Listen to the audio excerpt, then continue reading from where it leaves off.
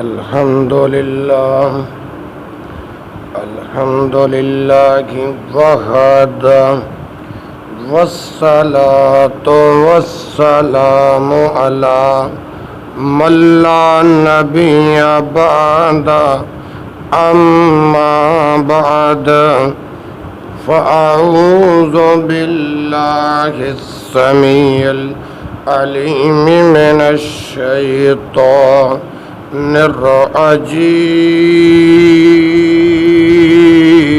الرجيم بسم الله الرحمن الرحيم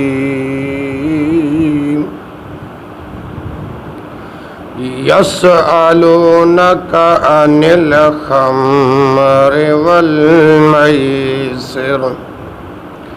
قل فيهما اسم كبير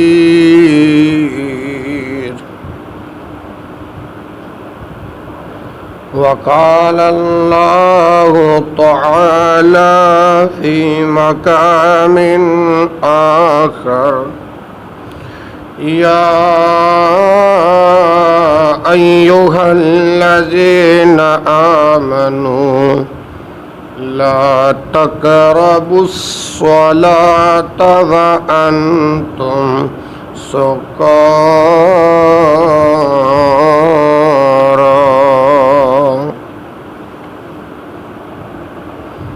زندگانی کو وقف شریعت کرو، زندگانی کو وقف شریعت کرو، اپنے گھر سے اندھیروں کو رخصت کرو، دشمنوں کو بھی بڑھ کر لگاؤ گلے، مصطفیٰ کی طرح سب کی خدمت کرو، اپنی اولاد کو اچھی تعلیم دو، اپنے سرمائے کو پیش و قیمت کرو، اپنے گھر کو بھی دیکھو بقول نبی،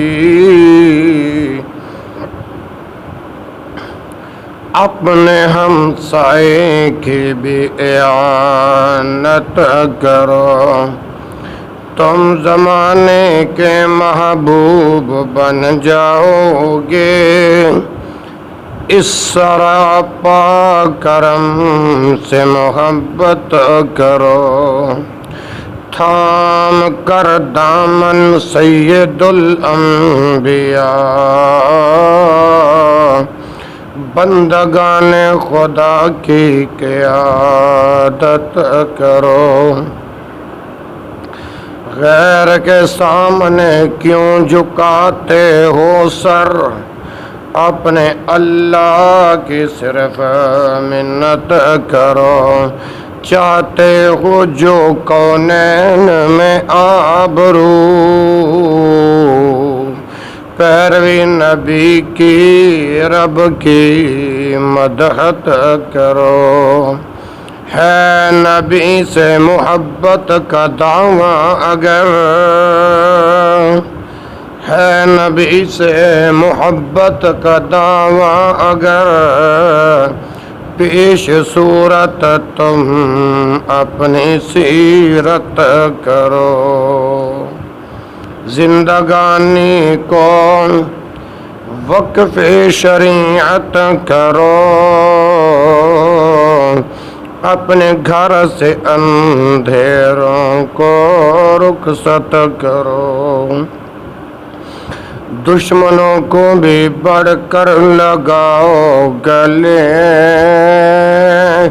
مصطفیٰ کی طرح سب کی خدمت کرو۔ ہر قسم کی حمد و ثنا رب العالمین کے لیے ہے۔ درود و سلام محمد الرسول اللہ صلی اللہ علیہ وآلہ وسلم کی ذات بابرکات پر بے حد حساب۔ ساتھیوں، حضرت عمر رضی اللہ عنہ کی تمنا تھی کہ شراب حرام ہو جائے۔ حضرت عمر بن خطاب رضی اللہ عنہ نے تحریم شراب کے نازل ہونے پر فرمایا، اللہم بین لنا فی الخمر بیانا شفاء، یا اللہ ہمارے سامنے اور کھول کر بیان فرما۔ تو پس سورہ بقرہ پارہ نمبر 2 آیت نمبر 219، یسألونک عن الخمر والمیسر قل فیہما اسم کبیر نازل ہوئی۔ حضرت عمر فاروق رضی اللہ عنہ کو بلوایا گیا اور ان کے سامنے اس کی تلاوت کی گئی۔ پھر بھی آپ رضی اللہ عنہ نے فرمایا، اللہم بین لنا فی الخمر بیانا شفاء، یا اللہ ہمارے سامنے اور کھول کر بیان فرما۔ پس سورہ نساء کی آیت نمبر 4 سورہ نساء کی آیت نمبر 43 میں، چوتھا پارہ ہے نا سورہ نساء، آیت نمبر 43 کی آیت، یا ایھا الذین آمنوا لا تقربوا الصلاۃ وانتم سکارى نازل ہوئی۔ اور مؤذن جب حی علی الصلاۃ کہتا تو ساتھ ہی کہہ دیتا کہ نشہ باز ہرگز نماز کے قریب بھی نہ آئے۔ حضرت عمر رضی اللہ عنہ کو بلوایا گیا اور یہ آیت بھی انہیں سنائی گئی، لیکن پھر بھی آپ نے یہی فرمایا، اللہم بین لنا فی الخمر بیانا شفاء، یا اللہ ہمارے سامنے اور کھول کر بیان فرما۔ پس سورہ مائدہ کی آیت اتری، آپ رضی اللہ عنہ کو بلوایا گیا اور یہ آیت سنائی گئی۔ جب آیت فَهَلْ أَنْتُمْ مُنْتَهُونَ تک سنا تو فرمانے لگے، انتہینا ہم رک گئے۔ سنن ابی داود کتاب الاشربہ 3670 نمبر ہے حدیث پاک۔ یہی حدیث سنن الترمذی میں موجود ہے، 3049 نمبر ہے۔ احمد کے پہلے جلد صفحہ 53 کے اندر یہ حدیث موجود ہے۔ الصحیحہ کے اندر 2348 نمبر ہے۔ حرمت شراب کے وقت کا منظر کیا تھا؟ حضرت انس رضی اللہ عنہ فرماتے ہیں کہ میں حضرت ابو عبیدہ بن جراح، حضرت ابی بن کعب، حضرت سہل بن بیضہ اور صحابہ کرام رضی اللہ عنہم کی ایک جماعت کو شراب پلا رہا تھا۔ دور چل رہا تھا، سب لذت اندوز ہو رہے تھے۔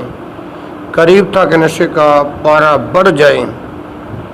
اتنے میں کسی صحابی نے آ کر خبر دی، کیا تمہیں علم نہیں، شراب تو حرام ہو گئی؟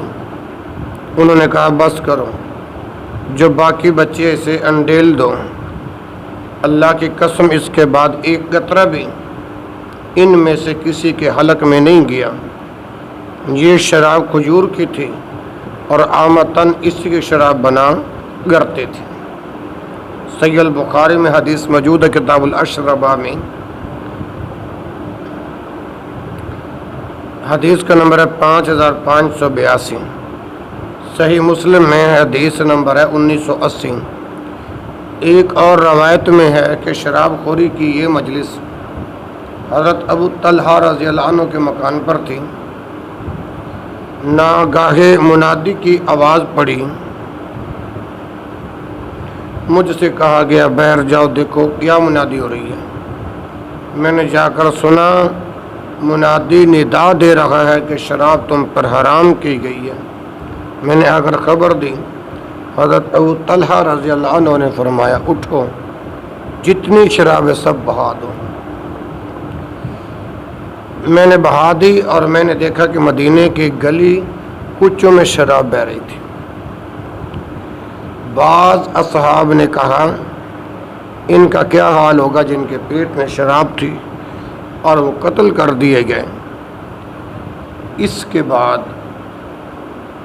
کہ یہ آیت نازل ہوئی لیس علی الذین سے لے کر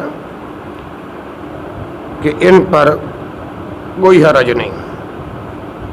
صحیح البخاری کتاب الاشربہ، صحیح مسلم کتاب الاشربہ میں 1980 نمبر ہے، صحیح بخاری میں 2464 نمبر ہے۔ شراب پینے خریدنے والے سب ملعون۔ ایک شخص شراب بیچتا تھا، بہت خیرات کیا کرتا تھا۔ حضرت ابن عباس رضی اللہ عنہ سے شراب فروشی کا مسئلہ پوچھا گیا تو آپ نے فرمایا یہ حرام ہے اور اس کی قیمت بھی حرام ہے۔ اے امت محمد صلی اللہ علیہ وسلم، اگر تمہاری کتاب کے بعد کوئی کتاب اترنے والی ہوتی اور اگر تمہارے نبی کے بعد کوئی نبی اور آنے والا ہوتا، جس طرح اگلوں کی رسوائیاں اور ان کی برائیاں تمہاری کتاب میں اتری، تمہاری خرابیاں ان پر نازل ہوتی، لیکن تمہارے افعال کا اظہار قیامت کے دن پر مؤخر رکھا گیا، اور یہ بہت بھاری اور بڑا ہے۔ پھر حضرت عبداللہ بن عمر رضی اللہ عنہ سے یہ سوال کیا گیا تو انہوں نے فرمایا سنو، میں حضور کے ساتھ مسجد میں تھا، آپ گھوٹ لگائے ہوئے بیٹھے تھے، فرمانے لگے جس کے پاس جتنی شراب ہو وہ ہمارے پاس لائے۔ لوگوں نے لانی شروع کی، جس کے پاس جتنی تھی حاضر کی۔ آپ نے فرمایا جاؤ اسے بقیع کے میدان میں فلاں فلاں جگہ رکھو، جب سب جمع ہو جائے مجھے خبر کرو۔ جب جمع ہو گئی اور آپ سے کہا گیا تو آپ اٹھے، میں آپ کے داہنے جانب تھا، آپ مجھ پر ٹیک لگائے چل رہے تھے۔ حضرت ابوبکر صدیق رضی اللہ عنہ جب آئے تو آپ نے مجھے ہٹا دیا، اپنے بائیں کر دیا، اور میری جگہ حضرت ابوبکر صدیق رضی اللہ عنہ نے لے لی۔ پھر حضرت عمر رضی اللہ عنہ سے ملاقات ہوئی تو آپ نے مجھے اور پیچھے ہٹا دیا، تو آپ نے مجھے اور پیچھے ہٹا دیا، جناب فاروق کو اپنے بائیں لے لیا۔ وہاں پہنچے تو لوگوں سے فرمایا جانتے ہو یہ کیا ہے؟ سب نے کہا ہاں جانتے ہیں، یہ شراب ہے۔ فرمایا سنو، اس کے بنانے والے پر، اس کے بنانے والے پر، بنوانے والے پر، پینے والے پر، پلانے والے پر، اٹھانے والے پر، اٹھوانے والے پر، بیچنے والے پر، خریدنے والے پر، قیمت لینے والے پر اللہ کی پھٹکار ہے۔ پھر چھری منگوائی اور فرمایا اسے تیز کر لو۔ پھر اپنے ہاتھ میں مشکیں پھاڑنی اور مٹکے توڑنے شروع کی۔ لوگوں نے کہا بھی کہ حضور مشکوں اور مٹکوں کو رہنے دیجیے، اور کام آئیں گے۔ فرمایا ٹھیک ہے، لیکن میں تو اب ان سب کو توڑ کر ہی رہوں گا۔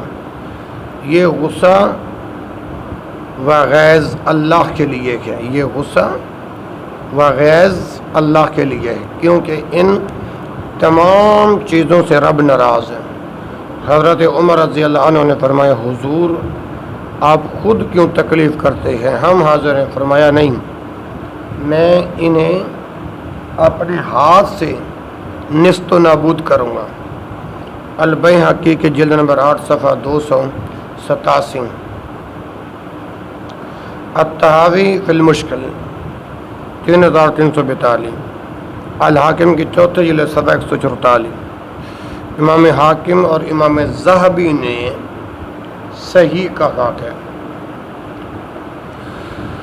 اور یاد رکھو مسلمانوں، شراب تمام برائیوں کی جڑ ہے، شراب تمام برائیوں کی جڑ ہے۔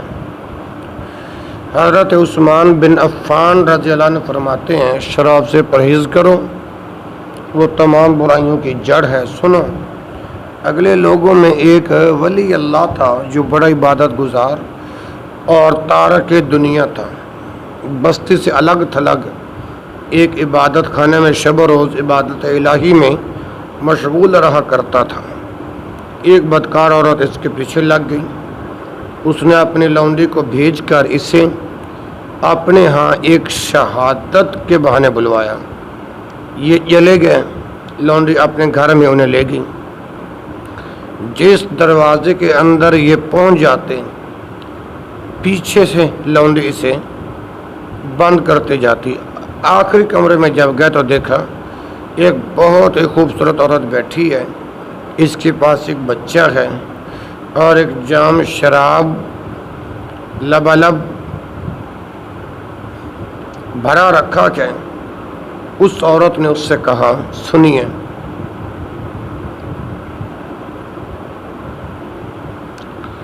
میں نے آپ کو در حقیقت کسی گواہی کے لیے نہیں بلوایا، فی الواقع اس لیے بلایا ہے کہ یا تو آپ میرے ساتھ بدکاری کریں یا اس بچے کو قتل کر دیں یا شراب کو پی لیں۔ درویش نے سوچ کر تینوں کاموں میں ہلکا کام شراب کا پینا جان کر جام کو منہ سے لگا لیا، سارا پی گیا۔ کہنے لگا، اور لاؤ، خوب پیا۔ جب نشے میں مدہوش ہو گیا تو اس عورت کے ساتھ زنا بھی کر بیٹھا اور اس لڑکے کو بھی قتل کر دیا۔ پس اے لوگوں، تم شراب سے بچو، سمجھ لو کہ شراب اور ایمان جمع نہیں ہوتے، ایک کا آنا دوسرے کا جانا ہے۔ سنن نسائی کتاب الاشربہ میں یہ روایت موجود ہے، 5666 نمبر ہے۔ صحیح الالبانی، علامہ البانی رحمۃ اللہ علیہ نے اس روایت کو صحیح کہا ہے۔ تفسیر ابن کثیر جلد نمبر 238 کے اندر یہ روایت موجود ہے۔ امام ابو بکر بن ابی دنیا رحمۃ اللہ علیہ نے اپنی کتاب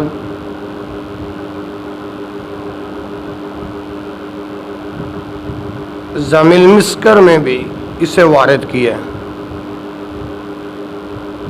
زامل مسکر میں بھی اسے وارد کیا اور اس میں مرفوع ہے، لیکن زیادہ صحیح اس کا موقف ہونا ہے۔ واللہ عالم، اس کی شاہد بخاری و مسلم کی مرفوع حدیث بھی ہے، جس میں ہے زانی زنا کے وقت، چور چوری کے وقت، شرابی شراب خوری کے وقت مومن نہیں رہتا ہے۔ صحیح البخاری میں یہ روایت موجود ہے، 5578 نمبر ہے۔ صحیح مسلم میں 57 نمبر ہے۔ حدیث نمبر 5، شرابی کی نماز 40 دن تک قبول نہیں ہوتی۔ رسول اللہ صلی اللہ علیہ وسلم نے فرمایا، ہر عقل کو ڈھانپنے والی چیز خمر ہے اور ہر نشہ والی چیز حرام ہے، اور جو شخص نشہ والی چیز پیے گا اس کی 40 دن کی نمازیں ضائع ہیں۔ اگر وہ توبہ کرے گا تو توبہ قبول ہوگی، اگر اس نے چوتھی مرتبہ شراب پی لی تو اللہ تعالیٰ اسے ضرور طینۃ الخبال پلائے گا۔ پوچھا گیا کہ وہ کیا ہے طینۃ الخبال؟ فرمایا، طینۃ الخبال جہنمیوں کا نچوڑ اور ان کی پیپ، اور جو شخص اسے کسی بچہ کو پلائے گا جو حلال و حرام کی تمیز نہ رکھتا ہو، اللہ تعالیٰ پر حق ہے کہ اسے بھی جہنمیوں کا پیپ پلائیں۔ اللہ میری توبہ۔ سنن ابی داؤد کتاب الاشربہ میں یہ روایت موجود ہے۔ 3680 نمبر ہے۔ الصحیحہ کے اندر 2039 نمبر ہے۔ حدیث نمبر 6، کیا تمہیں معلوم نہیں کہ اللہ تعالیٰ نے اسے حرام کر دیا ہے؟ مسلم کے روایت میں ہے، کہ نبی صلی اللہ علیہ وسلم کا ایک دوست تھا قبیلہ ثقیف میں سے یا قبیلہ دوس میں سے، فتح مکہ والے دن وہ آپ سے ملا اور ایک مشک شراب کی آپ کو تحفتاً دینے لگا۔ آپ نے فرمایا کیا تمہیں معلوم نہیں کہ اللہ تعالیٰ نے اسے حرام کر دیا کیا؟ اب اس شخص نے اپنے غلام سے کہا کہ جا اسے بیچ ڈال۔ آپ صلی اللہ علیہ وسلم نے فرمایا کیا کہا؟ اس نے جواب دیا کہ بیچنے کو کہہ رکھا ہوں۔ آپ صلی اللہ علیہ وسلم نے فرمایا جس اللہ نے اس کا پینا حرام کیا اسی نے اس کا بیچنا بھی حرام کیا۔ اس نے اسی وقت کہا جاؤ اسے لے جاؤ اور بطحا کے میدان میں بہا آؤ۔ یہ حدیث صحیح مسلم کتاب المساقات میں موجود ہے، 1579 نمبر ہے، احمد کی پہلی لسبہ 244۔ حدیث نمبر 7، شراب کی حرمت کے اسباب کیا ہیں؟ میرے محترم بھائیو، یہ آخری حدیث ہے آج کی گفتگو کی، توجہ کرنا۔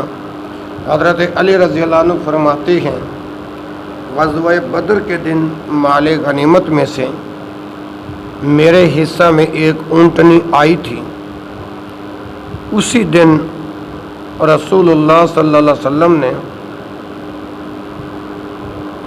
خمس میں سے مجھے ایک اونٹنی عطا فرمائی۔ تو جب میں نے ارادہ کیا کہ میں حضرت فاطمہ بنت رسول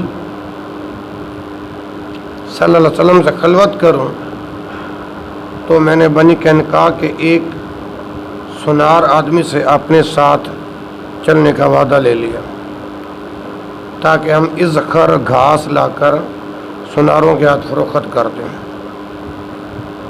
اور پھر اس کی رقم سے میں اپنی شادی کا ولیمہ کروں۔ تو اسی دوران میں اپنی اونٹنیوں کا سامان، بلان کے تختے، بوریاں اور رسیاں جمع کرنے لگا اور اس وقت میری دونوں اونٹنیاں انصاری آدمی کے گھر کے پاس بیٹھی تھیں۔ جب میں نے سامان اکٹھا کر لیا تو میں کیا دیکھتا ہوں کہ دونوں اونٹنیوں کے کوہان کٹے ہوئے ہیں اور ان کی اونکھیں بھی کٹی ہوئی ہیں اور ان کے کلیجے نکلے ہوئے ہیں۔ میں دیکھ کر اپنے آنسوؤں پر قابو نہ کر سکا۔ میں نے کہا کہ یہ کس نے کیا؟ لوگوں نے کہا حضرت حمزہ بن عبد المطلب نے، اور حضرت حمزہ رضی اللہ عنہ چند شراب خور انصاریوں کے ساتھ اسی گھر میں موجود ہیں۔ حضرت حمزہ اور ان کے ساتھیوں کو ایک گانے والی عورت نے ایک شعر سنایا تھا کہ سنو اے حمزہ، ان موٹی موٹی اونٹنیوں کو ذبح کرنے کے لیے اٹھو۔ حضرت حمزہ تلوار لے کر اٹھے اور ان اونٹنیوں کے کوہان کو کاٹ دیا اور ان کی کوکھیں کاٹ دی اور ان کے کلیجے نکال دیے۔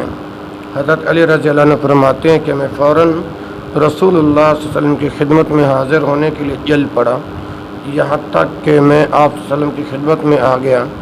حضرت زید بن حارثہ رضی اللہ عنہ بھی آپ صلی اللہ علیہ وسلم کے پاس موجود تھے۔ حضرت علی رضی اللہ عنہ فرماتے ہیں کہ رسول اللہ صلی اللہ علیہ وسلم نے مجھے دیکھتے ہی میرے چہرے کے آثار سے حالات معلوم کر لیے تھے۔ رسول اللہ صلی اللہ علیہ وسلم نے فرمایا تجھے کیا ہوا؟ میں نے عرض کیا کہ اللہ کے رسول صلی اللہ علیہ وسلم، اللہ کی قسم میں نے آج کے دن کی طرح کبھی کوئی دن نہیں دیکھا۔ حمزہ نے میری اونٹنیوں پر حملہ کر کے ان کے کوہان کاٹ لیے ہیں اور ان کی کوکھیں پھاڑ ڈالی ہیں، اور حمزہ اس وقت گھر میں موجود ہیں اور ان کے ساتھ کچھ اور شراب خور بھی ہیں۔ اللہ اکبر۔ حضرت علی رضی اللہ عنہ فرماتے ہیں کہ رسول اللہ صلی اللہ علیہ وسلم نے اپنی چادر منگوائی اور اسے اوڑھ کر پیدل ہی چل پڑے، اور میں اور حضرت زید بن حارثہ بھی آپ صلی اللہ علیہ وسلم کے پیچھے پیچھے چل پڑے، یہاں تک کہ آپ صلی اللہ علیہ وسلم اس دروازہ میں آئے جہاں حضرت حمزہ تھے۔ آپ صلی اللہ علیہ وسلم نے اندر آنے کی اجازت مانگی تو انہوں نے آپ کو اجازت دے دی، تو دیکھا کہ وہ سب شراب پیے ہوئے تھے۔ رسول اللہ صلی اللہ علیہ وسلم نے حضرت حمزہ کو ان کے اس فعل پر ملامت کرنا شروع کی۔ حمزہ کی آنکھیں سرخ ہو گئیں اور رسول اللہ صلی اللہ علیہ وسلم کی طرف دیکھا، پھر آپ کے گھٹنوں کی طرف دیکھا، پھر نگاہ بلند کی تو آپ صلی اللہ علیہ وسلم کے ناف کی طرف دیکھا، پھر نگاہ بلند کی تو آپ صلی اللہ علیہ وسلم کے چہرے مبارک کی طرف دیکھا۔ پھر حمزہ رضی اللہ عنہ کہنے لگے کہ تم تو میرے باپ کے غلام ہو۔